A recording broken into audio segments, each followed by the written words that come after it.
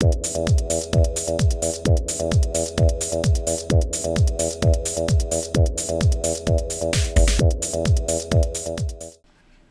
there folks, today I'd like to take a casual peek into the DC Universe Classics Superman Blue action figure set by Mattel. This is figure number 4 from Wave 2, which contains the Gorilla Grodd Collect and Connect figure for the Wave. This figure set was first released in 2007, a couple years before I got back into the action figure hobby. And I got this particular figure set in the summer of 2010 when I found it at a collector shop in the Bay Area called Hot Toys 2, and I paid $14.99 for this set. Taking a look at the figure here in the package, you could see that Superman Blue here is surrounded by bluish lightning there. And this particular figure set had a variant, of course, being Superman Red. And down below you can see Gorilla Grodd's what looks like an arm, and it is a left arm of Gorilla Grodd. And here's the back of the package, and we have here a biography of Superman Blue and Red. And down below that we have statistics for Superman. Would have been nice if they had the first appearance of Superman Blue and Red instead of just the standard first appearance of Superman there. Above this we have figures from Wave 2. We have Firestorm, Aquaman, Harley Quinn, Superman, and Black Manta. And there were several variants in this wave. The first variant being the Ronnie Raymond Firestorm, the standard version being Jason Roush there. Another variant was a long-haired Aquaman, and of course we had the Superman Red as a variant. We'll be right back and have Superman Blue here out of the package. Okay, we're back, and we have Superman Blue here out of the package, and I have to admit, I'm not that familiar with Superman Blue or Superman Red. All I know is that there were aspects of Superman that were split off, and this occurred during the 90s when it was my off period of comic collecting, so I really don't know much about this figure set. Or the character. And for this figure set, the only reason why I got it was because of two reasons. One of them being the Collect and Connect piece. At the time I was trying to build a Gorilla Grodd. And I have since but purchased a Gorilla Grodd set. So this Collect and Connect piece is no longer required of me. And the other reason why I bought the set was due to the electrical accessory effects. I had planned to give them to another figure that I have. But before we get into all that, let's go ahead and take a look at the Collect and Connect piece first that comes included with Superman Blue or Superman Red. And that is the left arm of Gorilla Grodd. And it's pretty cool. It's nice and detailed. You can see the individual sculpt on the hair on the arm, and it's cast in black plastic, and it's got some white dry brushing here and to add some depth, and it's actually kind of cool.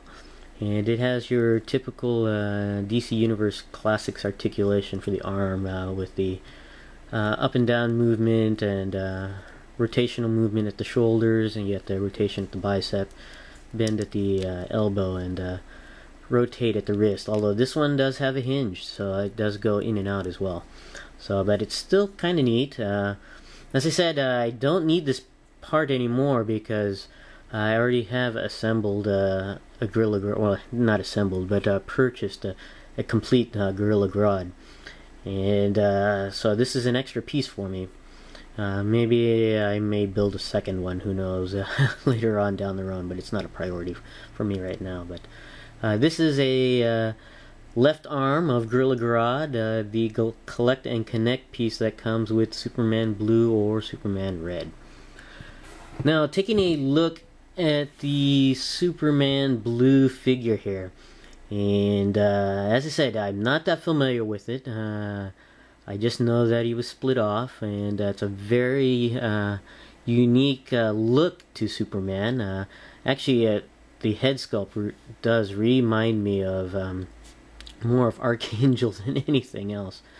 But still a very interesting design, especially with the S logo there, more, I guess, electrified.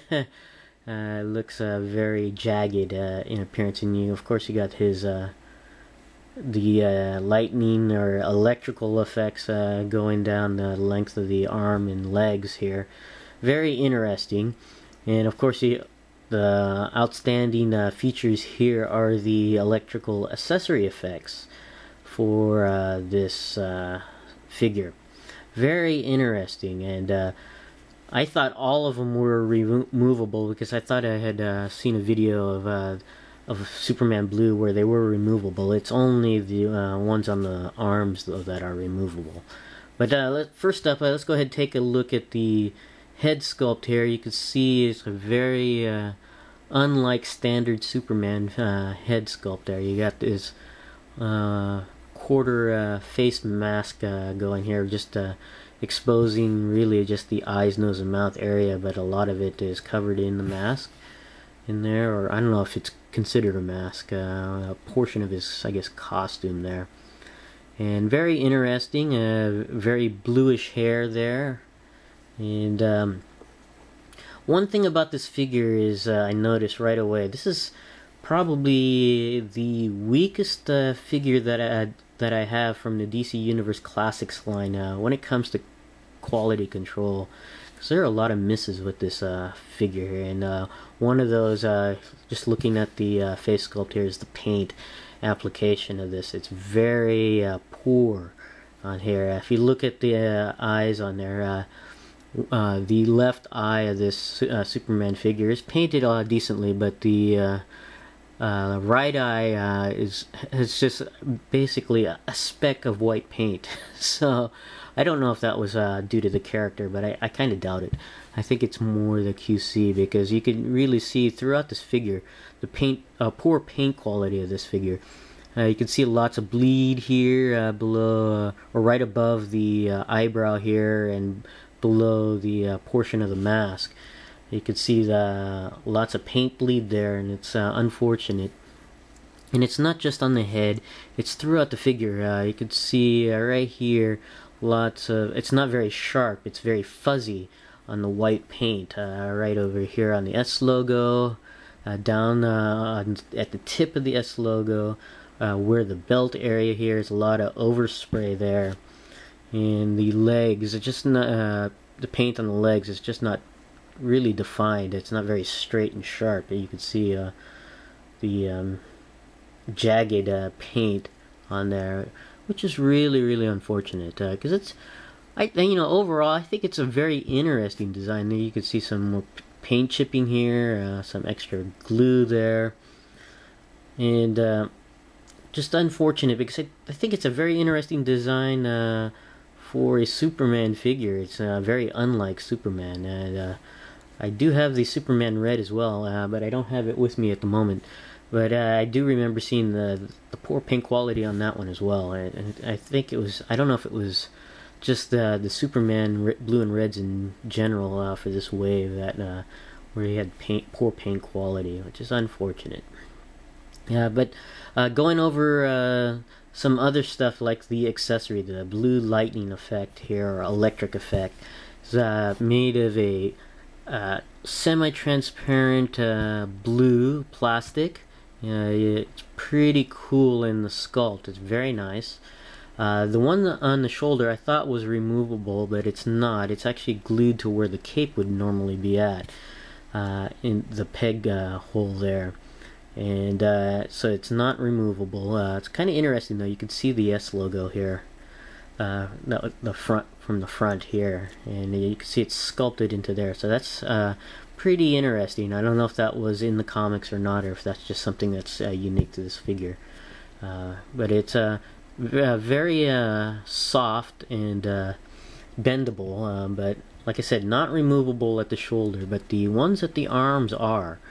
And they're basically clasped onto the forearm there, and you can just pull them right off.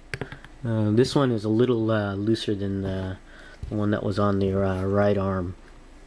And you can see the blue electrical effect. And I did mention earlier, one of the reasons why I got the Superman blue figure was because I wanted it to go with another figure, and that was my Black Lightning figure, Wave 5. I wanted to put them onto this figure here, and that's what I'll end up doing when I get this displayed on my shelf. So I thought it looked pretty cool to have it on Black Lightning, so that's one of the two reasons why I got the Superman blue figure. And taking a look at the articulation of Superman blue here, the head is very good articulation wise. It does go all the way around, and because there's nothing hindering the head on the back, it can go up and down quite a ways for a DC Universe Classics figure. It's very nice. So you could really have some decent flying poses with this figure on there. So that's kind of cool. The arms do go all the way around despite the electrical effect there, and they do go out and in. The arms go all the way around at the bicep, bend at the elbow, and rotate at the wrist. The torso bends down slightly, up, and very far back, so a combination of the torso and the head can make some really cool flying poses there. The waist goes all the way around, a little loose on this one. The legs, though, are much looser than the waist. It can go up, down, and back, and out to the side. Another reason why this is one of the poorest QC wise of my figures of DC Universe Classics. Is just really loose on the legs here, which is unfortunate. The thighs can go all the way around on this figure, bend at the knee, and bend at the ankle there. And this is one of the earlier waves of DC Universe Classics, and they do have a bit of ankle pivot there. So overall, I'm not too happy with this figure quality wise.